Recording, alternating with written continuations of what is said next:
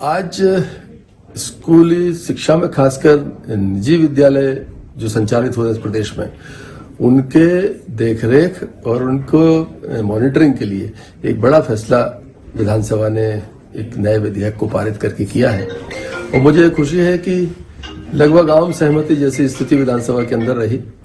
माननीय मुख्यमंत्री जी के नेतृत्व में जो अपेक्षा थी कि प्राइवेट स्कूल्स की मॉनिटरिंग अच्छी हो और नई शिक्षा नीति का पालन हो, अनावश्यक फीस बच्चों से न वसूली जाए, इस सब की मॉनिटरिंग हो, तो हमने जो 25,000 से कम फीस लेने वाले विद्यालय थे और 25,000 से ऊपर की फीस लेने वाले एक सेशन में जो फीस लेते हैं विद्यालय, इनको कैटेगराइज किया है। नीचे के विद्यालय, उनकी मान्यता, नियम, जो सारी शर्तें, उनका पालन हो गई, लेकिन फीस का जो समय समय पर अपलोड करना और छोटी छोटी चीजों की जानकारी देना, उससे उनको केवल मुक्त किया है।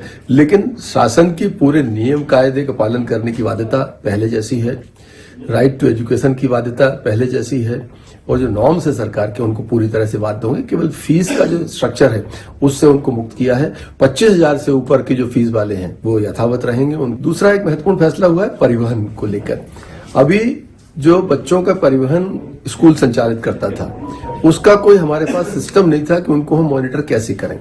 अब हमारी जो फीस स्ट्रक्चर से ऊपर जो जाएगा, परिवहन का संचालन करेगा, तो एक पोर्टल के ऊपर उनको जाके सारी चीजें अपलोड करनी पड़ेंगी। शासन के नियमों के दायरे में उनको काम करना पड़ेगा और एक रेगुलेटरी एक व्यवस्था हम उनको मैकेनिज्म बना के दे रहे हैं जिसका उनको पालन करना पड़ेगा। तीसरा एक था कि फीस आदि की समस्याएं हैं पालकों की, स्कूलों की, अगर कहीं कोई विसंगति होती थी तो जिला स्तर पर कमेटी थी, उससे अगर व्यक्ति संतुष्ट नहीं होता था तो राज्य स्तर पर कमिश्नर की अध्यक्षता में कमेटी थी।